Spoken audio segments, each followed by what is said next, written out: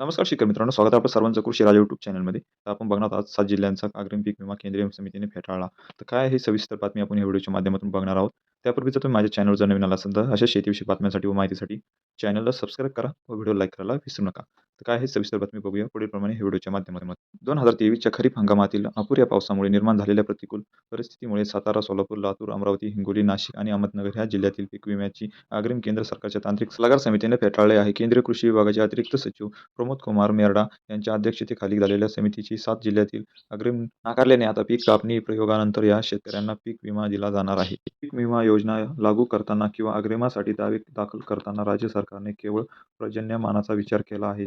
त्यात दुष्काळी नियमावली किंवा योजनेतील अन्य मार्गदर्शक तत्त्वे पालन केले नसल्याने सांगत केंद्रीय समितीने पीक विमा कंपन्यांच्या बाजूने निकाल दिला आहे. राज्यात यंदा पहिल्या टप्प्यात 40 तालुके नंतर 1241 महसूल मंडळातील दुष्काळ जाहीर करण्यात आला आहे.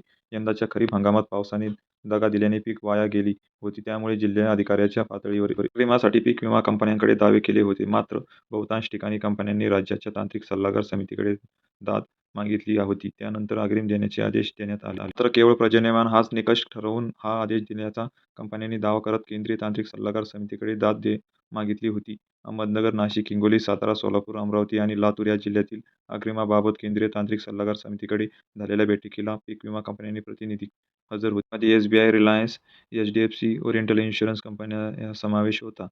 राज्यात पावसाअभावी 3 आठवडे कोरडे गेले. पिकाचे नुकसान झाले. तसेच पावसाच्या विचलनाचे ग्राउंड ट्रुथिंग फोटो हे 2 ट्रिगर वापरण्यात आले आहेत. त्यानुसार अग्रिम मागणी केली आहे. यावर केंद्रीय समितीने राज्य सरकारने प्रोटोकॉल पालन केले नाही, टंचाई, व्यक्तिगत आणि अभावी ट्रिगरचा विचार केला नसल्याने मत मांडले. मार्गदर्शक सूचनांनुसार पीक कापणी प्रयोगावर आधारित पीक विम्याची मागणी केली पाहिजे, असे समितीने नमूद केले. त्यांनी मांडलेले मत एसबीआयने लातूर जिल्ह्यातील 18 महसूल मंडळातील अग्रिमाबाबत आक्षेप घेतला होता. या महसूल मंडळांमध्ये पिकाचे आरोग्य चांगले होते. पीक कापणी प्रयोगात कोणतीही तूट आलेली नाही. या जिल्ह्यात शेतकरी आक्रमक असून ते आमच्या समन्वयकांना सरकारी कार्यालयाच्या आवारात आम्हाला जागा उपलब्ध करून द्यावी अशी मागणी केली आहे. रिलायन्स कंपनीने अमरावती जिल्ह्यातील 41 महसुली मंडळांत आक्षेप घेतला होता. मात्र तेथील सूचना मार्गदर्शक सूचनांशी सुसंगत नव्हत्या. तेथील 37 महसुली मंडळांमध्ये पीक कापणी प्रयोग कोणत्याही कमतरता आढळली नाही.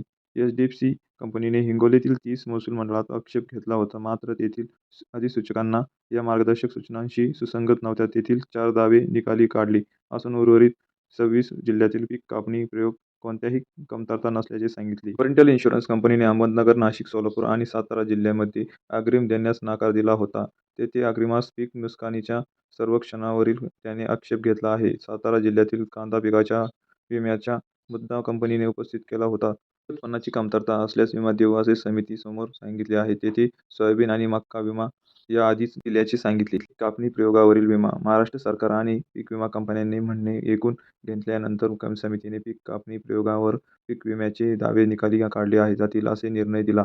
ज्या 7 जिल्ह्यांमध्ये दुष्काळी स्थिती असल्याचे सांगितले जाते असेल तरी पीक कापणी प्रयोगापैकी 26 प्रयोगांमध्ये पीक स्थिती सामान्य असल्याचे आढळून आल्याने समितीने नोंदवले आहे. राज्य सरकारने नमूद केल्याप्रमाणे ज्या महसुली मंडळांमध्ये कोरडा काळ नोंदवून अग्रिम मान्य केला असला तरी पीक कापणी प्रयोगानंतर उत्पन्न कोणत्याही कमतरता आढळली नाही, त्यास राज्य सरकारने ही सहमती दर्शवली आहे. राज्य सरकारने प्रोटोकॉल पाळला नाही. समितीने कृषी विभागाच्या कार्यपद्धतीवर ताशेरे ओढले असून पीक विम्यासाठी केवळ पर्जन्यमानाचा वापर केल्याने नमूद केले आहे.